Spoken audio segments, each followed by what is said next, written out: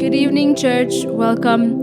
I hope everyone's doing well, and it's great that we could meet again in this fashion and in this way to worship Him. God has been so good in our lives. He's been good in every season, in every way. He's always good to us. Amen. So let's just worship Him, give Him all, because He deserves it. His word says, "Where two or three are gathered, there He is in our midst." So we know that even though we're not together, but we know that wherever we're watching this from, His presence is going to be so real to us. And we know that we're going to experience Him, we're going to feel Him as we worship together and join our hearts. Let's His praise just fill our hearts and our homes. And let's feel Him, amen. So let's just begin with a word of prayer. We thank you, Lord, for this day, and we thank you for bringing us, Father. We thank you for we could worship you at any time, Holy Spirit, and that you're always there waiting for us to just fellowship with you, God. And as we pray for and as we worship for the next 30 minutes, we give you our all. We surrender all that we are to you, Daddy. You take complete control, Holy Spirit, and we give you ourselves. We give ourselves away to you, Holy Spirit. In your name we pray. Amen.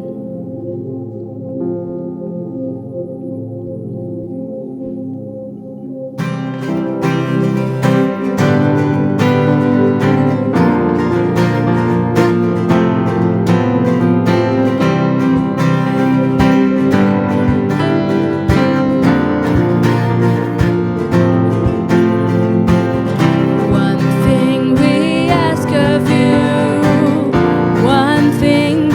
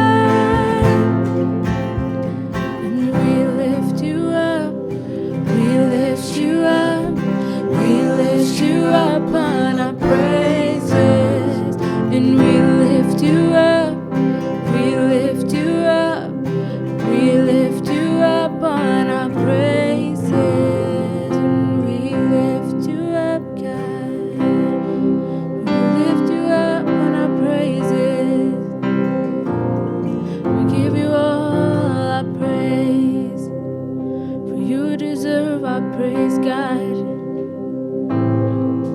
Oh, you deserve our praise. We give you all the honor. Oh, we run, you deserve our praise. We lift our voice to you, God. We lift one song to you, Lord.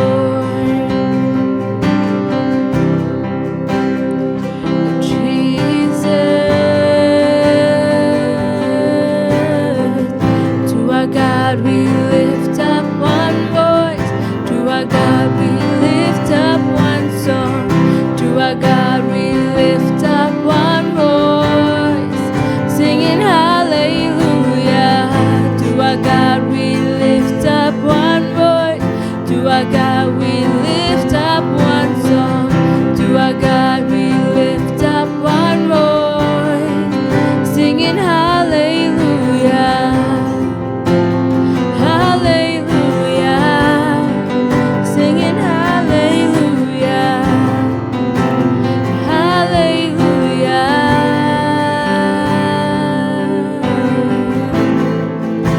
And up from the ashes, your love has brought us out of the darkness into the light.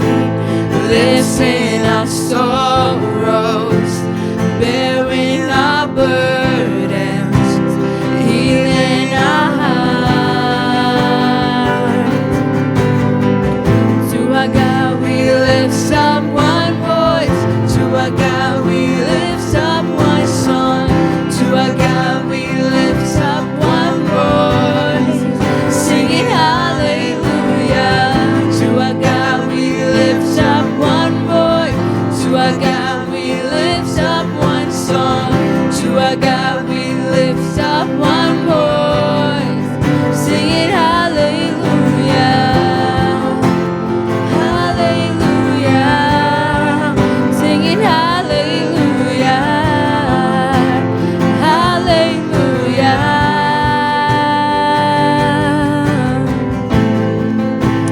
Chains have been broken, eyes have been opened, an army of dry bones is starting to rise. Death is defeated, for we are victorious, for you are alive. Sing that again. Chains have been broken,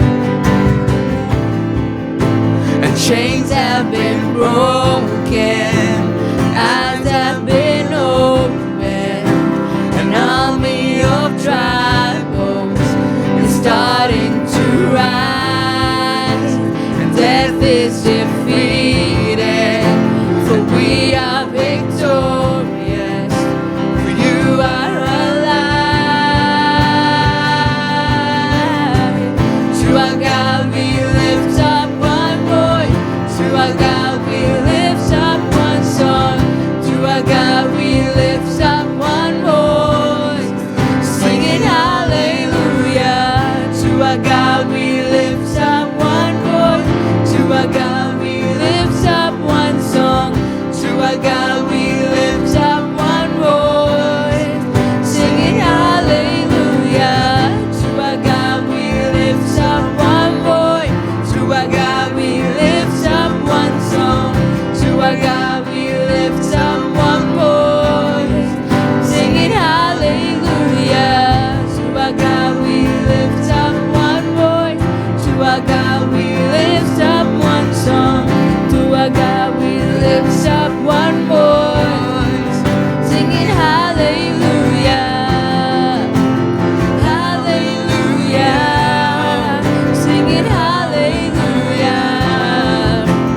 Hallelujah, singing hallelujah.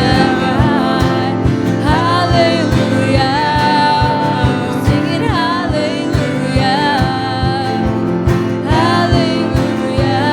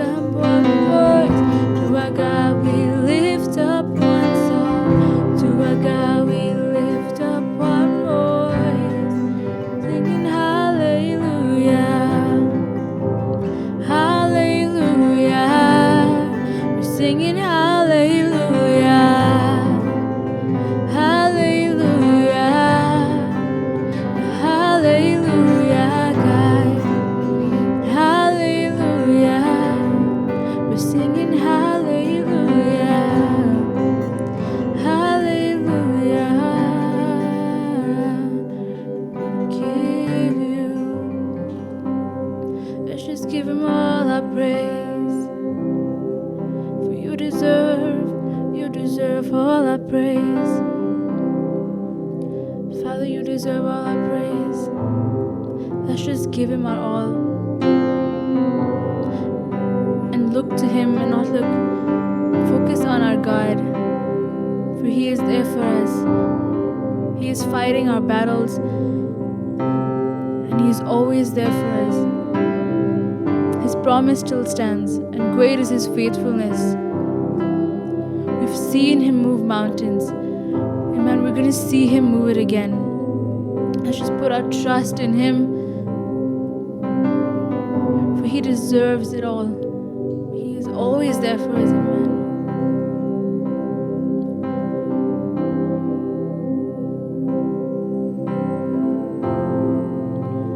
Walking around these walls, I thought by now they'd fall, for you have never failed me yet.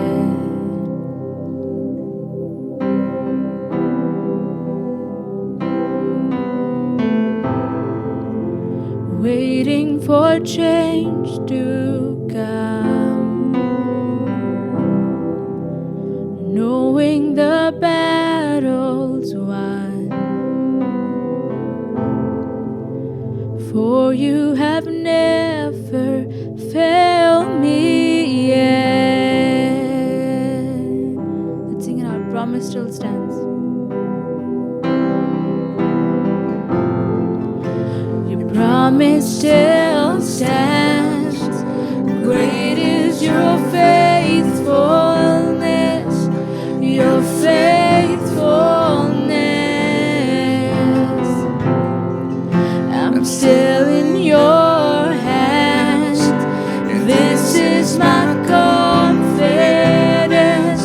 You will never fail me yet.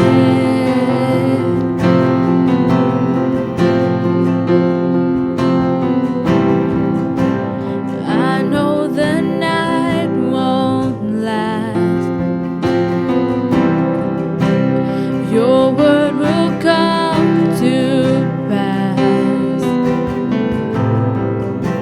My heart will sing your praise again.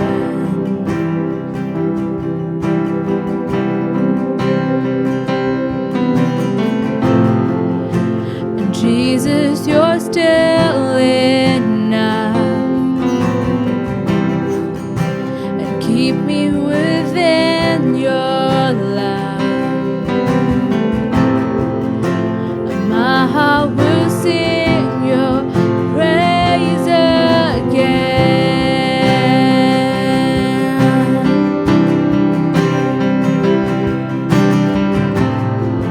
Your promise still stands. Great is your faithfulness, your faithfulness. I'm still in your hands. This is my confidence. You will never fail me yet. Your promise still stands. Great is your faithfulness, your faithfulness. I'm still in your hand. This is my confidence. You will never fail me yet.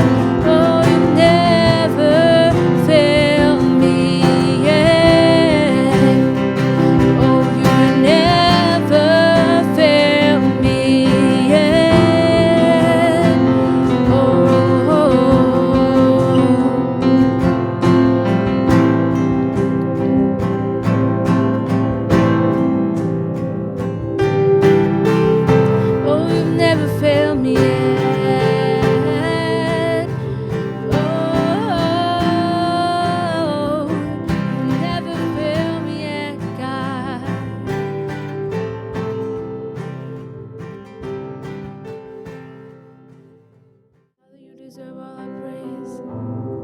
Let's just give Him our all and look to Him and not focus on our God, for He is there for us. He is fighting our battles and He is always there for us. His promise still stands, and great is His faithfulness. We've seen Him move mountains, and man, we're going to see Him move it again. Let's just put our trust in Him,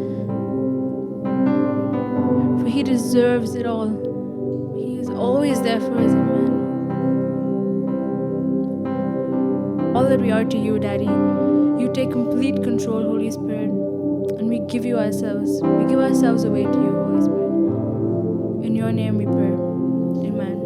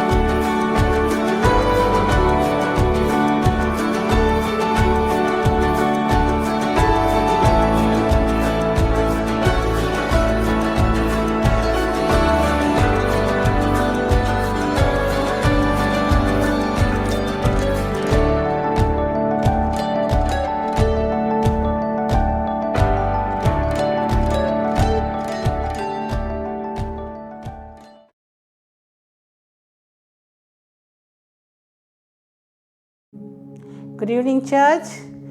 I thank God for enabling me once again to come and minister to the congregation. It is a privilege, and I thank you for the Lord is with us. And I want to really bless every one of you with the word that the God has given me for the church, and I believe it will bless each and every one. Let us first look to God in prayer. Okay, Heavenly Father, I commit this time into your hands. Daddy, I thank you, Lord. From the bottom of our heart, I thank you, Lord, for you are our Father, Lord. You are the King of Kings. You are the Lord of Lords. Thank you, Daddy, for you love us so much, Daddy. You love us so much that you sent your only begotten Son, Jesus Christ, for us. Thank you, Jesus. Thank you, Jesus. Thank you, Jesus, for the sacrifice you made for us. Thank you, Jesus. Because of you, we are the righteousness of Christ, and we have the inheritance, Father God. Right now, I commit this time, Lord Jesus. I commit everyone who are watching into your holy hands, Lord. And I pray, Father God, I release heaven, Lord, because we are the citizens of heaven, Lord. Lord, I release heaven, Lord, in everyone who is watching, Lord. I release heaven in their homes, Father God. And especially I commit everyone, Lord. Yes, Lord, every member of our Lord will tune in. Every member will concentrate, Lord, Lord. They will not be distracted, Lord. Any kind of disturbance, any kind of, Lord Jesus, the distraction, I bind it in Jesus' name, Lord. Lord, this is a time, Lord, that we are sitting in your presence. This is a time we are coming together to celebrate your presence, Lord. Lord, thank you, Lord. Every one of us will concentrate. Every one of us will receive, Lord, what you have for us, the manna, the spiritual manna, the blessed manna, Father God. Thank you, Lord Jesus. Thank you, Lord. Yes, it is not me who is going to speak, but it is you who is going to speak through me, Lord. And even as I speak, Lord, thank you, Holy Spirit. You will make everyone understand, Lord. It will stir up their spirit, man, Lord. It will really, Father God, enable them, Lord, to enjoy and draw closer to you and be a blessing, Lord, and bear fruits, Father God. Thank you, Lord. They will bear fruits according to your word, what you have said, Father God. I commit this time, I commit every one of us into your hands, and thank you, Lord, for you are here with us, and you're going to bless us, Father God. In Jesus' name we pray, Abba. Amen. Amen. Yes. So today's topic is God honors God, our God is a God who never forgets. He honors all those who honor Him. From the Bible, we are going to see. I'm going to bring to you, wonderful examples from the Bible and from the present day for the people, how God has honored people who have honored Him. So let us first look to the scripture. 1 Samuel chapter 2, verse 30. It says, here, it says, therefore the Lord, the God of Israel says, I promise that your branch of the tribe of Levi would always be my priest, but I will honor those who honor me. Underline that. I will honor those who honor me, and I will despise those who think lightly of me. So mainly my thing is I am concentrating on I will honor those who honor me. Second one, John chapter 12 verse 26. He says, anyone who wants to serve me must follow me, because my servants must be where I am, and the Father will honor anyone who serves me. Okay, the Lord says he will honor those who serve Him. Okay. Now, Mark chapter 9 verse 41. It says, if anyone gives you even a cup of water because you belong to the Messiah, I tell you the truth, that person will surely be rewarded. So from here, these three scriptures I have read before you, it's very clear. God will honor all those who honor Him. Okay, and God, all those who serve Him, God will reward him. All those, and those who, even if you give a cup of water for the people who belong to the Messiah and who are God's children or who are doing something for God, He will be rewarded. Okay, this is what we are going to dwell on, and we are going to go down and see. I want to, nowadays, if you see, I was told by one of the IT official who stays with us, he said, now, like we are here sitting in one place and say like myself and my husband, we are just talking. We're just talking, okay, maybe say we were talking about one certain thing. Now, we were thinking about getting a new type of mattress, discussing about mattress. It's only in the air what we are talking. We have not typed, we have not said, nothing we have done. Only it's in the air. It seems from the air, the Google picks up what you have spoken, and without you doing anything, when you are, on the phone, you're going through and trying to see, you can see popping up about all the different matters, all the different shops. Do you get me? Do you understand? You don't have to do anything nowadays. From the air, Google picks up what you are talking, Google picks up what you are discussing, and it makes a note of it, and it is coming to you, through the social media. So what I'm trying to say, if in this day, from the air, these things can happen, how much concrete our God who has told in His written word, I will honor those who honor me. How truthful it is, and how much you need to know that your God is watching you, and your God, whatever you do unto the Lord, wholeheartedly, thankfully, standing. See, I'm going to bring you, examples where the people have stood with the people of God, people have done what God wants to do, how God has honored them. So the first one I want to talk to you about is Rahab. All of us know about Rahab. In Joshua chapter 2, we see Joshua sends 2 spies to Jericho to find out about the place. And when these spies go there, and they land up in Rahab's place, and it is said that she is, about like prostitute, she was running the prostitute thing, and the people come to know that they are there and they are in trouble. The king sends, the people to kill them, but Rahab helps them. She hides them, and then later on, she tells them that they have gone already to the gate and all that. And we read here in chapter 2, verse 15 and 16, Joshua chapter 2, verse 15 and 16, since Rahab's house was built into the town wall, she lets them down by a rope through the window. Escape to the hill country, she told them. Hide there for 3 days from the men searching for you. Then when they have returned, you can go on your way. So Rahab helped these 2 spies who belonged to Israel, who belonged to the Lord, to escape. But before doing that, she asked them for one assurance. We see it from verse 12, same chapter 2, verse 12 and 13. Now she tells them, now swear to me by the Lord that you will be kind to me and my family since I have helped you. Give me some guarantee that when Jericho is conquered, you will let me live along with my father and mother, my brothers and sisters and all their family. This is what she asked for. She only asked for this, and the spies, they give her the assurance, yes, the only thing is your condition is the same rope through which the red color rope that you let us down, let the red color rope be in the window, so when we come to capture it, if it is in that house and the family you are talking about, if they are inside your house, then we guarantee they will be safe. But if this ribbon is not there and if they are not in the house, then don't, you cannot question us. This was all these two have asked.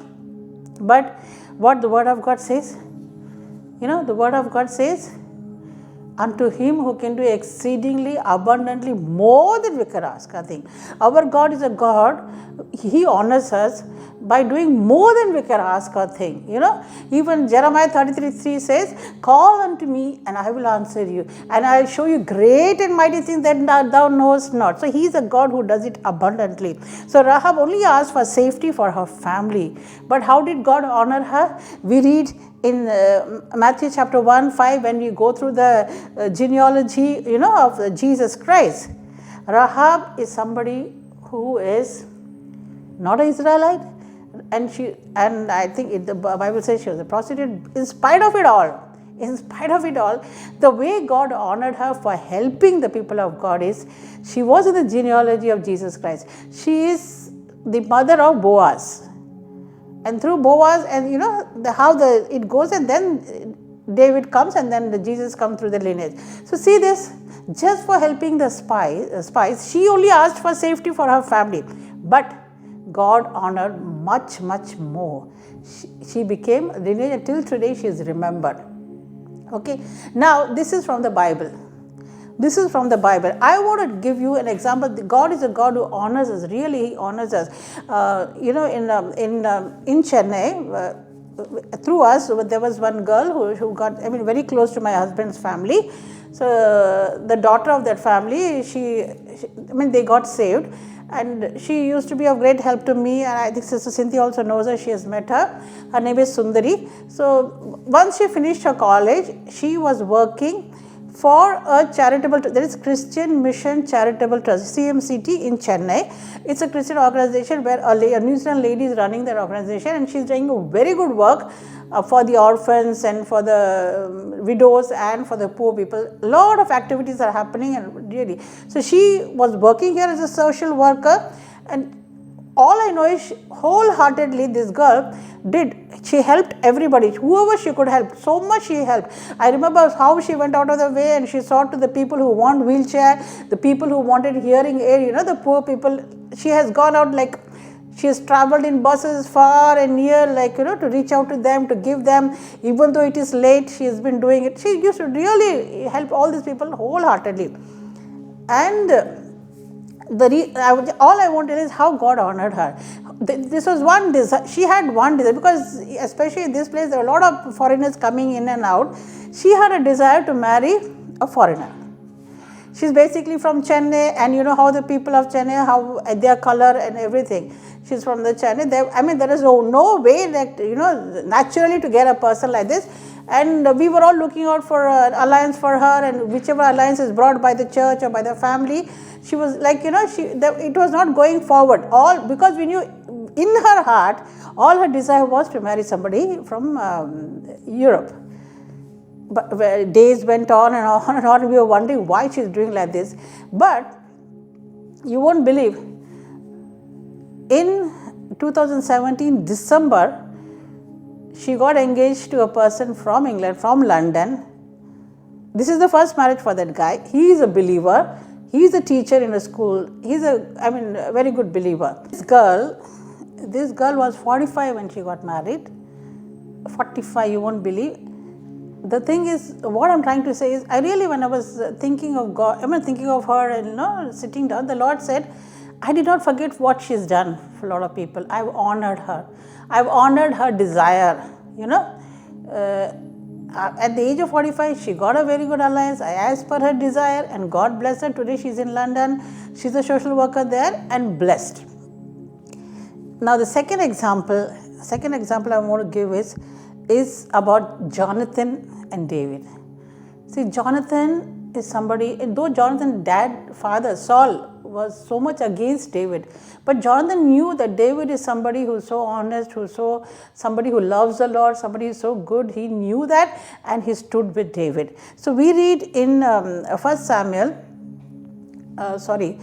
We read over here, in chapter 18, verse 3, it says, and Jonathan made a solemn pact, that is, he made a covenant with David, because he loved him as he loved himself. So Jonathan had a covenant with David. So Jonathan is a person who stood with David, knowing that David is somebody who loves the Lord. David is an anointed person. David is somebody who's good at heart. So in spite of the situation, in spite of the, what the dad was against her, he's against these things. So we see the blessing. God did not forget what Jonathan did for David. He did because he's helped David in so many ways. So later on, when every one of them are killed, later on what happens, we read from 2 Samuel chapter 9 verse 1, what God reminds David, and what David says. One day David asked, is anyone in Saul's family still alive? Anyone to whom I can show kindness for Jonathan's sake? Don't be afraid, David said. So, this is verse 1. Later on, they bring, Jonathan's son here, Mephibosheth, something his name is. Okay, and he tells him, David, in verse 7, he says, don't be afraid, David said. I intend to show kindness to you because of my promise to your father, Jonathan. I will give you all the property that once belonged to your grandfather Saul, and you will eat here with me at the king's table. See, because of what Jonathan did for David, the one who loves the Lord, how, as we read, John, in the starting I said, John 12:26, and the Father will honor anyone who serves me, and who does anything for somebody who loves me. So as Jonathan did for David, though the whole family was killed and there was only one person who was he was supposed to be handicapped also, David remembered, David brought him, David made him sit with him in the table and gave all the property that belongs to him. So when you stand with somebody,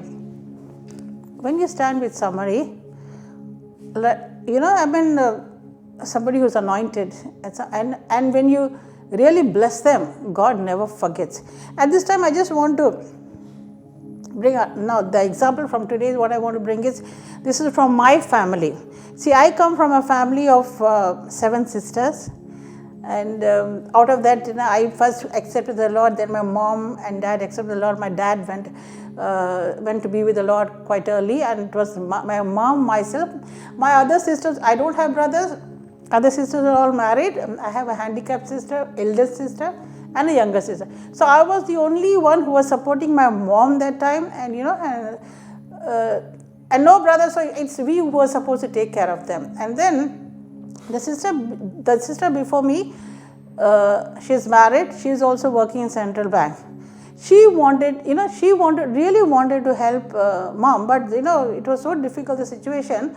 But one thing she used to do, of course, the salary used to go to the family, all that. But when you work in the bank there in India, when we were working, even I was working in Central Bank as an officer at that time, on the 5th, we will get overtime. On the 10th, we will get statement allowance. So like 2-3 things, during the month we will get. And my sister, her name is Saroja, what she will do is, without fail, all this extra money what she used to get, she used to send it through me for my mom. She used to, nobody knew that she's helping mom. She didn't want that, oh, I'm doing for mom like this. No. Not once she told anybody. Quietly, she saw to it that my mom was taken care. The mom was taken care, and she sent them. I remember very well. She has done this continuous for a long time. So this happened, I'm talking about in somewhere in 80s, okay, from 86 and 70, she got married in 80, and after that, those years. down the line, then she got a daughter, she got a son, and her son was getting married in 2000, I think 16 or 17, I'm not right. I think 16. 2016, son was getting married. It was in June, and in April he got engaged, and they sent word about this. And when we got this word, all my my daughters were making fun. They said, "Come what may, somehow mommy will make an excuse. Mommy will go for the wedding." But actually speaking, I did not have a desire to go, because from the time I became a believer, I am coming from a Hindu family. From the time I became a believer, I never used to attend any of the function of my family, because mostly they are Hindus, and I really avoid it. I don't have a desire to be a part of it. But it so happened, see, I want you to understand the situation. I did not have a desire to go, but there was something that I had to attend to, like I was waiting for something, and it happened in that particular week, and I even got a ticket. Actually speaking, that time the tickets rates go high. Even I got the air ticket for a very good rate, and so it became possible for me to travel down. So I went to Chennai. I was able to attend the wedding. I did not know how much they were expecting, expecting me. When I went there, when they were, my sister's husband's brothers and all, they were talking about it. We were following, when you are coming, when you are getting down, all those things we were really following up. It made me realize how much they were expecting me, and I did not even know about it. What I am trying to tell is that wedding. See, one sister of mine she's mostly in US.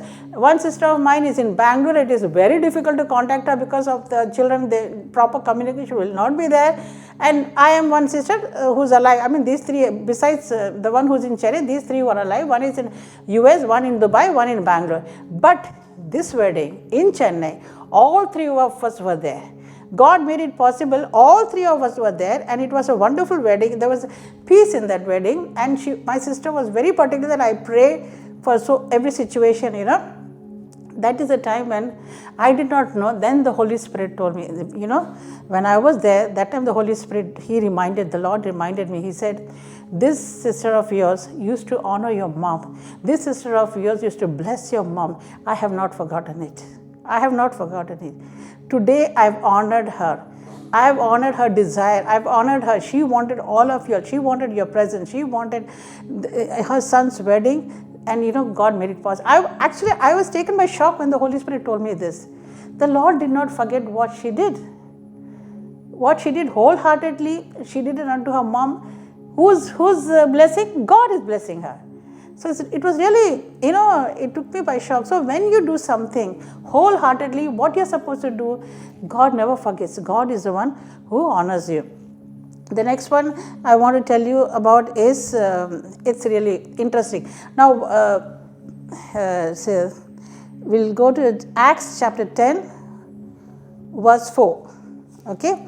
What do we read here in Acts chapter 10, verse 4? Cornelius stared. This is about Cornelius. Okay. Cornelius, suddenly one angel comes there. It says, Cornelius stared at him in terror. "What is it, sir?" he asked the angel.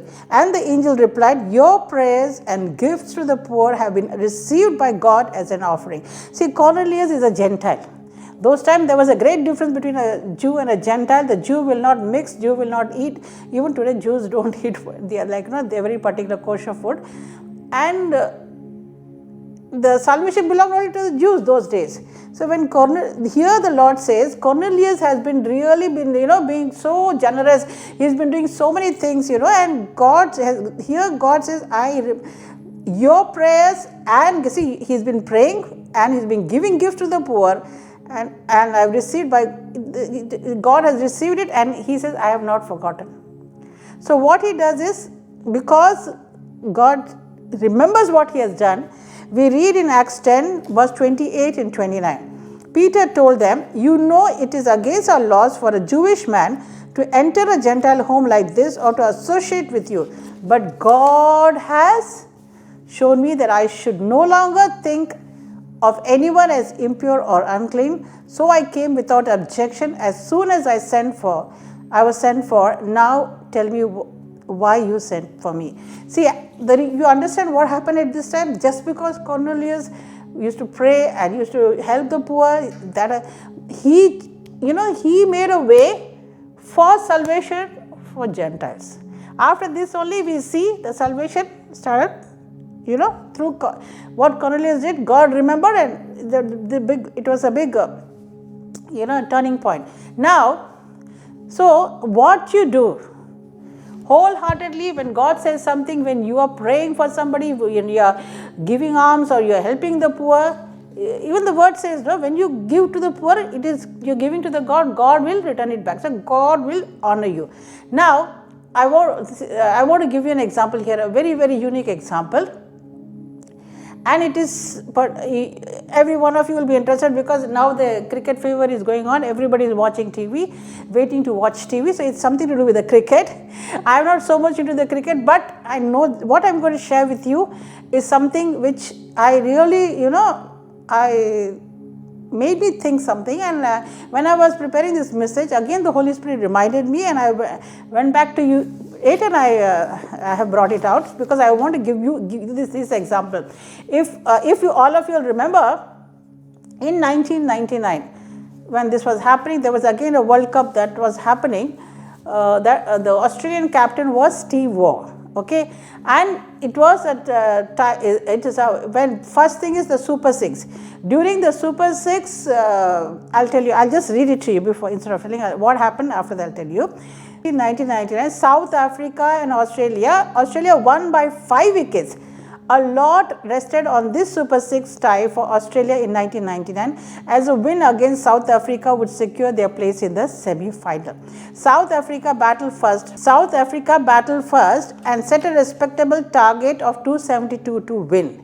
The key men were Herschel Gibbs, who scored 101.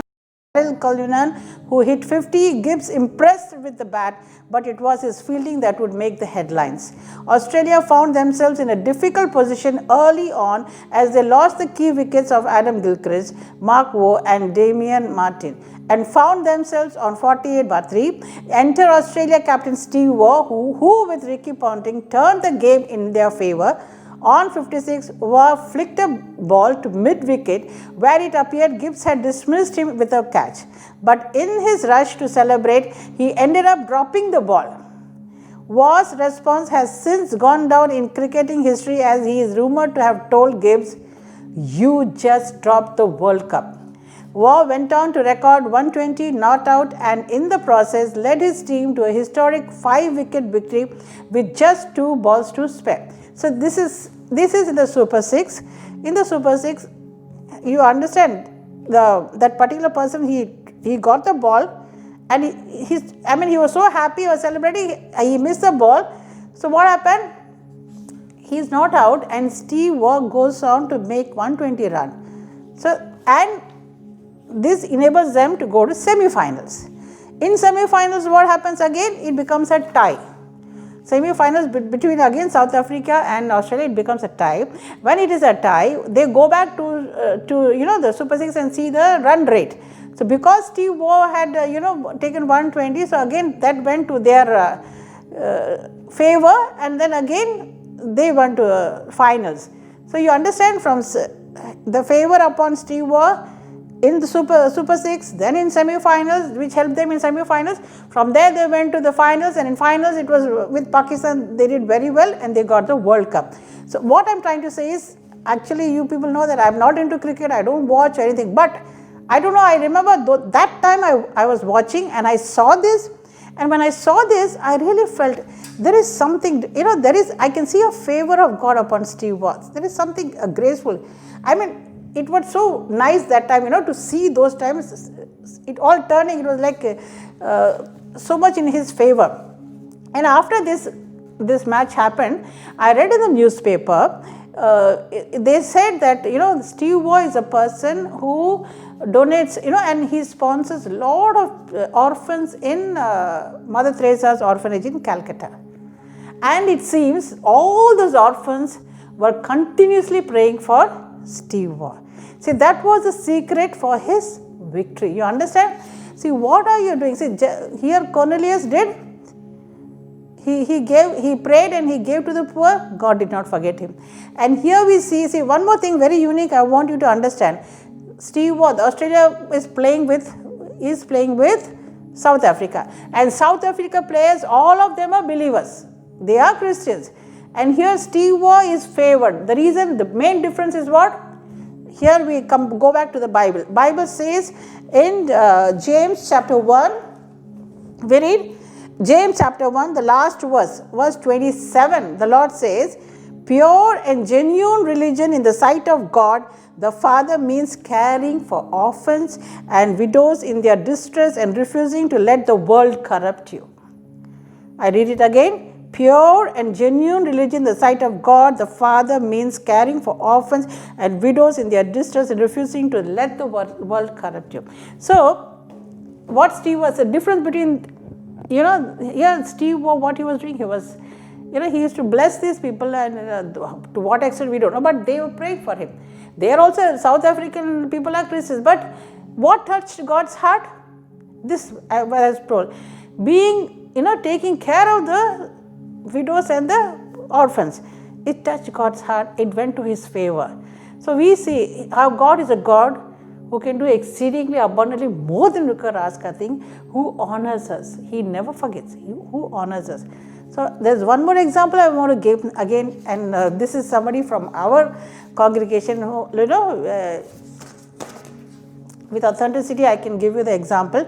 Now we see Exodus, even my earlier message I mentioned about this, we know about Bezalel, we know about Hur. See, God says in Exodus chapter 31 verse 2, God says, I have filled Bezalel with the Holy Spirit and given him a special wisdom to build the temple of God. And he had the wisdom to do everything, so wonderfully. So when I read that verse, I was wondering why God has favored this person and why he has this wisdom of God.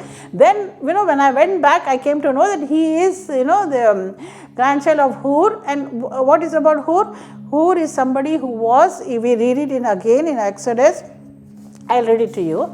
It says here, okay.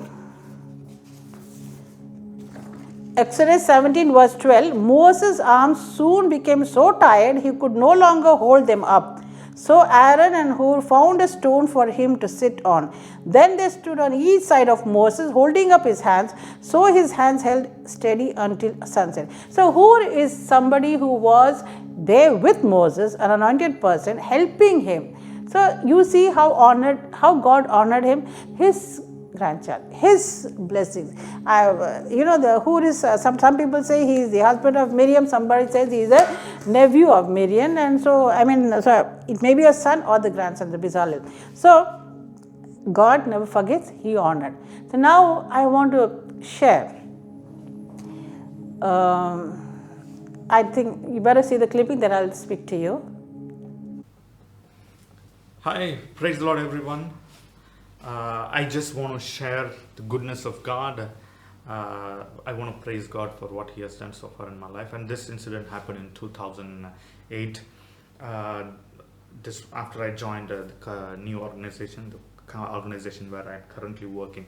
So I had to go to Qatar for an installation.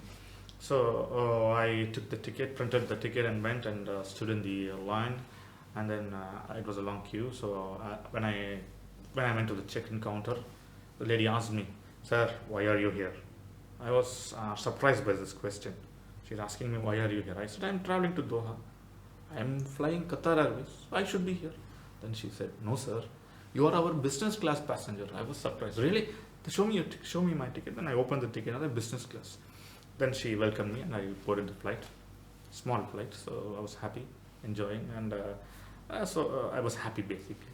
I was thanking God because it all reminded me how I was, where I was, because I used to travel by bus, Charon Transport Corporation and general compartment, 2 business class. So I was really thanking God. And then when I landed in Qatar, I saw this guy, a driver, normal driver, standing with the organization where I'm going to visit, with that board he was standing. So I thought that is the guy who was come to pick me up. And I went and spoke to him in English, and he didn't understand, and I spoke to him in Hindi. I have come to visit this company, So I have to go to the take me to on site. Then he said, wait, ruko, he said, because there are other people also coming. So I was waiting. And then he read out the names and my name was not there. Then I asked him, my name is not there. Then he said, nahi, tum nahi, idhar nahi. Then he didn't. So I was waiting there and turned the side, and there was one well-dressed person. I guess it was a chauffeur of a limousine, and he was standing with my name. And then I told him, yes, this is Ashok. I'm Ashok Malcolm. And then he said, he welcomed me, took my trolley, and then there was a limousine service. I was thrilled looking at it. And I asked him, are you taking me to the place that is the steel company? He said, no, sir, I'm taking to a hotel. So I went to hotel, and then there inside he welcomed me with all welcome drink and stuff. And I went to the hotel. It was Marriott. So this first stay in Marriott, it was a big, I was really very, very, very happy. So business class, limousine trip, and Marriott. So I just praise God and thank God that time, because I thought from where I came and where God has led me. It was a big blessing. I really enjoyed that moment, thanking God for His goodness.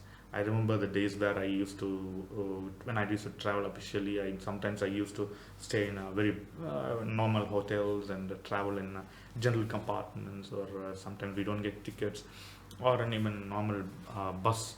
But when you travel in business class with limousine and in a 5-star hotel, that time you remember how good God is. So I just want to thank God and praise God and glorify God. He's good and He's always be good. Amen. So you see here, Pastor Ashok, I remember him telling long back, his father, when they were in Delhi, his father helped a pastor. His name is Solomon. He has a Tamil church in Karol Bagh. So he was just starting the church. When he met Ashok's father. And Ashok's father said, okay, let me go. He went to visit him, and that time nobody was there. He was the only one person sitting there. But then, he thought, Ashok's father thought, if it is my son, will I not help him? And, he stood with him. He stood with his pastor. He helped him. He kept advising him. He was with him. Today the church is big. I think more than 200, 300 people are there. It is good.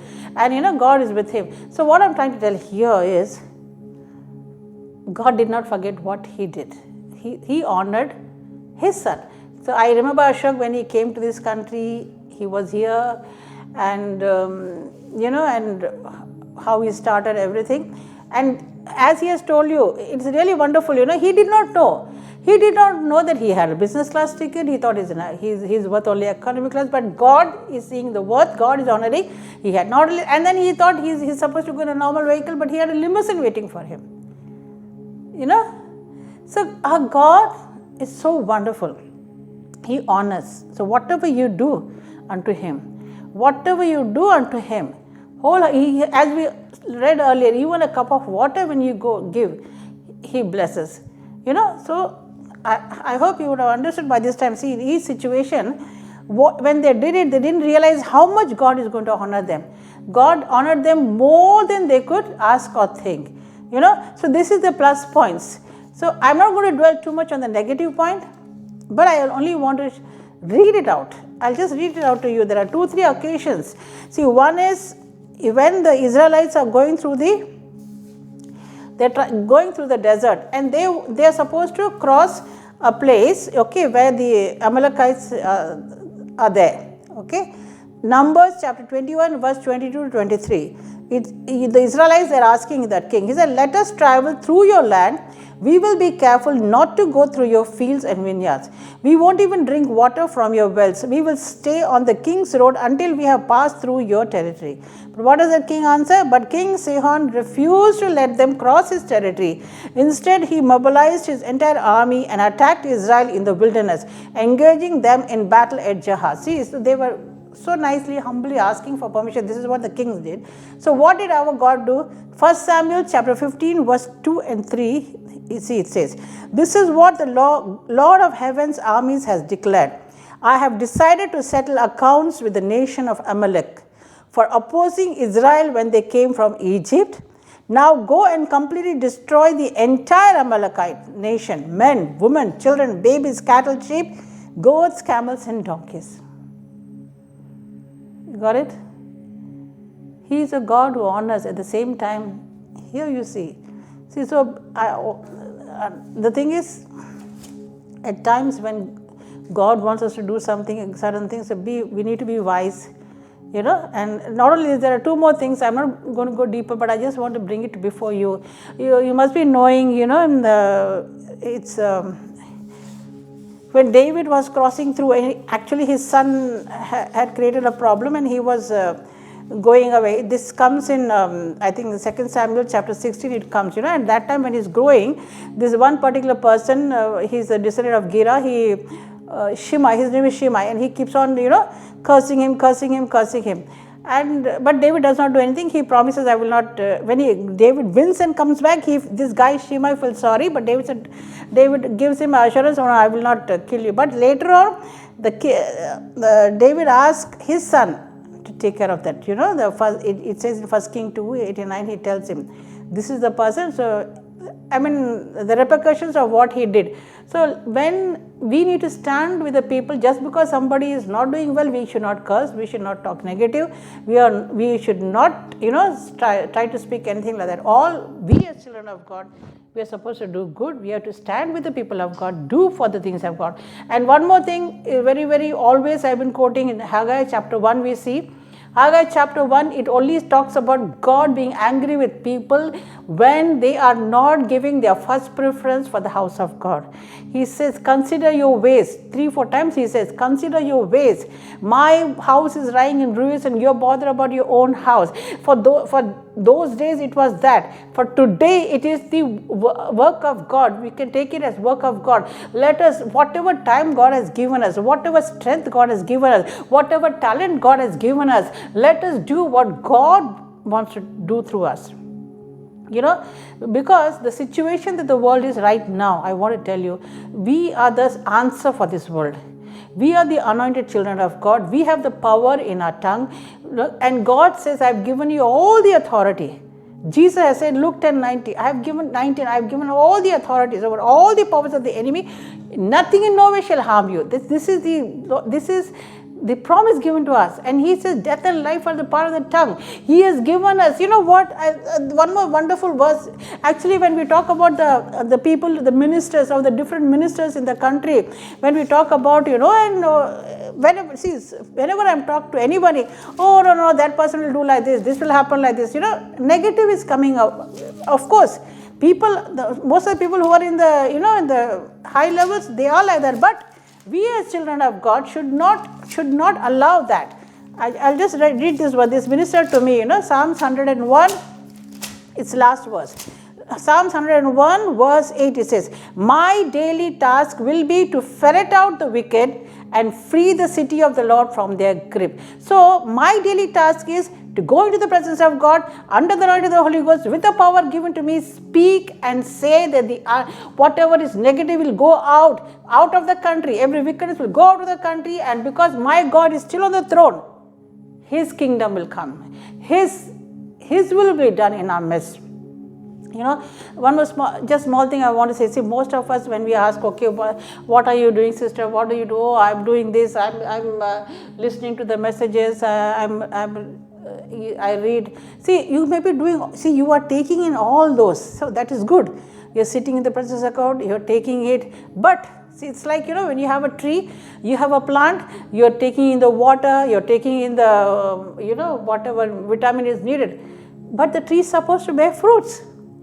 We are taking the word of God, we are taking the worship, we are taking what are the messages, but we have to start doing something. So even a simple way, even if we are old, even if we are inside the house, all I want to encourage is God wants you, because you are an anointed child of God. According to the word of God, the promise is there. You have the authority, you have the power in your tongue. All I will encourage you is sit in the presence of God, speak in tongues. You are doing great and mighty things. Speak in tongues. You don't know for what God wants you to pray, want you to pray for. But when you speak in tongues, you are being fruitful. Because what happened? The enemy's camp gets disturbed. As we read, again as we are reading during the time of Hezekiah, during the time of Jehoshaphat, when they were facing opposition from 3 kings, all the enemy sends angels, and what happens? There is a chaos, and they get victory. So the same way, we have the power of God in us. We have the anointing of the Holy Ghost. We have the word to back us up. So okay, it is good to listen to the messages. It is good to worship. It is good to do all that. But very important factor is He needs us to intercede. God needs each and every one of us to intercede. So I will encourage each and every one of you. In spite of, I've spoken to you about, helping different, in different ways, and God honors. God will never forget. God will honor for whatever you're doing. We need to do for the house of God. We need to do for the people of God. We need to do for the anointed people of God. How we need to stand with the person who are doing the ministry. Be a support. At the same time, the people who are in the house right now, who are not, I'm saying that you are not helpless. You are a powerful weapon. God needs you. You have the anointing of the Holy Ghost. Please intercede. Because I've been hearing again and again what a rampantly the human trafficking that's happening, the child trafficking that's happening, or these orphans, they have not done anything wrong. Why should they suffer? So we have the power to just intercede to our Heavenly Father, to our God, to release the help. Unless we intercede, unless we pray, God cannot do anything. So please, again and again, I'm asking you, please sit in your presence, or interceding, and be fruitful for the kingdom of God. God will honor you. God will honor you with every good thing, because He is a God. He says, unto Him who can do exceedingly abundantly more than we could ask or think. Rest assured, more than what you can ask or think, more than you can understand, more than you can fathom, He will do for you. He will bless you. We have a wonderful example we heard, even Mohan and Sunita. I want to tell you, you may feel that you're going through a situation, but you don't know God's plan for you is so wonderful. It's so wonderful. See, that time when Mohan and Sunita, they came here and they were wondering, they were telling, the time when they went to the hospital, actually the other doctor was there, she could have waited, certain things and all. But then, later on we realized, God, it so happened, the baby came early. Because the baby came early, Mohan was able to stamp the visa for the baby, because Mohan's visa was being cancelled. If the baby had not come early, you tell me, if the baby were not, there would have been another mountain, another thing Mohan has to face. Mohan himself was not aware, but God knew, I don't want my son to face this. And he did it so beautifully. He took care of his insurance, beautifully. Somebody, he shared in the 8 to 9 prayer. He will share it again later on, the wonderful thing what God has done. So, what I'm saying is, we may feel sometimes we are going through some situation, but when you're going to see, yea, though I walk through the valley of shadow of death, I will fear no evil, for thou art with me, thy rod, thy staff comfort. All we should know is He is with us. His peace should be there on your heart. He is our source. His divine protection is upon us. He is our source, and He will take care of us. He will bring us out victorious. Okay, church? I want to close with this, and I'm sure it's ministered to your heart. And please start doing this, and God will honor you abundantly. God bless you.